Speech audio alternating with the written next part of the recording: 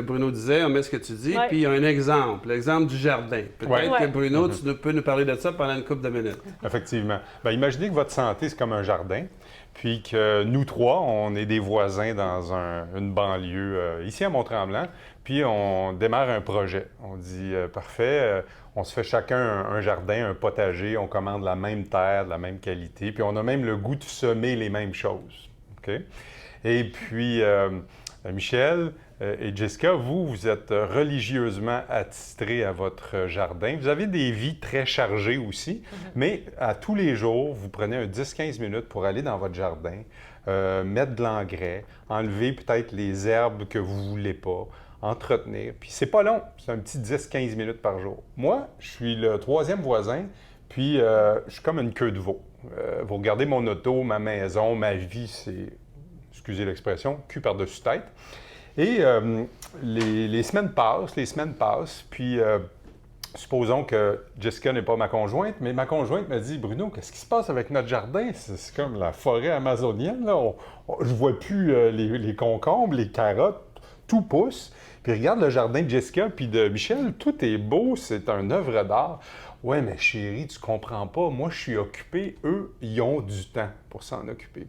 Fait que voyez-vous, moi, ce qu'on remarque beaucoup, Jessica et moi, dans la population qui arrive à un temps critique avec leur état de santé physique, émotif ou autre, c'est que souvent, ils ont négligé ce que le philosophe américain Jim Rohn disait. Ce qui est facile à faire est aussi facile à ne pas faire. Et en santé, la plupart d'entre nous, on vient au monde avec une pas mal bonne santé. OK. Elle ne nous a rien coûté. Donc, on a tendance à ne pas la valoriser comme si on avait été obligé de mettre en banque X nombre de milliers de dollars, puis qu'il y a des retraits à tous les jours quand on ne s'en occupe pas. Donc, on a tendance à négliger ça, le petit 10-15 minutes dans notre jardin, de bien s'alimenter, d'arrêter, de déguster nos aliments. Dans toute l'histoire de l'humanité, manger, ça a été une célébration. Aujourd'hui, on dirait que les gens sont comme des pilotes automobiles en Formule 1. Ils arrivent au pit de ravitaillement, ils mangent vite, vite, vite, puis ils repartent encore plus vite. Ils n'ont pas dégusté ces aliments-là. Juste prendre, pas 2 heures et demie, mais peut-être un 15-20 minutes pour apprécier des aliments, puis faire des choix aussi pour se questionner. Est-ce que ce que j'ai mangé aujourd'hui, comme Jessica le disait, est-ce que c'est plus un voleur d'énergie ou un supporteur d'énergie? Puis on le sent très vite, hein? Dans l'alimentation, quand on mange quelque chose qui nous soutient mentalement, on est capable de retourner à nos tâches plus cognitives, dans l'après-midi, par exemple, puis on est capable de se concentrer versus on cogne des clous, puis là, il faut carburer au café toute l'après-midi pour rester réveillé. Bien, c'est clair que nos choix alimentaires, ils ont été plus des voleurs que des supporters d'énergie. Donc, l'analogie avec le jardin, moi, je l'aime beaucoup parce qu'un jardin, on ne met pas tout ça au mois d'avril, puis au mois d'août, par une pensée magique, bien, on se ramasse avec une super belle récolte. Non, c'est des petites actions qui, cumulatives, comme Einstein le disait, bien, le compound effect, l'effet cumulatif fait que, wow, on peut même être vraiment en état d'émerveillement de voir comment est-ce que la nature, quand on s'en occupe bien dans un jardin ou dans le corps d'un être humain, elle est capable de faire des choses fantastiques. Donc, l'idée, c'est de se valoriser plus, c'est de faire des choix parce qu'on s'aime.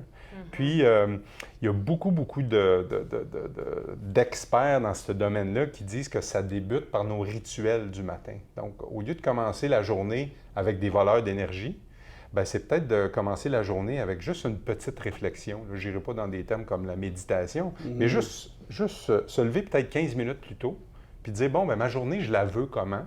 Puis elle ressemble à quoi ma journée? Puis qu'est-ce qu'il faut que je fasse pour qu'elle soit gagnante? C'est quoi les supporteurs d'énergie sur lesquels j'ai un contrôle? Est-ce que je vais boire assez d'eau? Est-ce que je vais manger assez de légumes? Est-ce que je vais prendre assez de bonnes protéines? Est-ce que, au lieu d'aller acheter des aliments transformés, bien, je peux supporter des gens comme dans la région ici à Mont-Tremblant, la ferme des petits oignons, par exemple, qui mettent plein d'énergie à nous produire des aliments qui sont de bonne qualité, puis tout ça.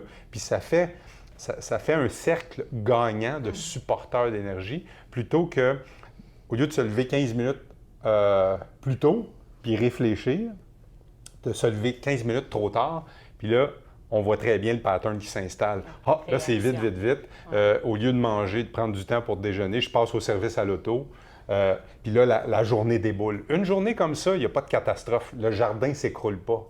Mais quand on passe une saison comme ça, 6 mois, 1 an, 5 ans, les résultats sont très, très, très différents.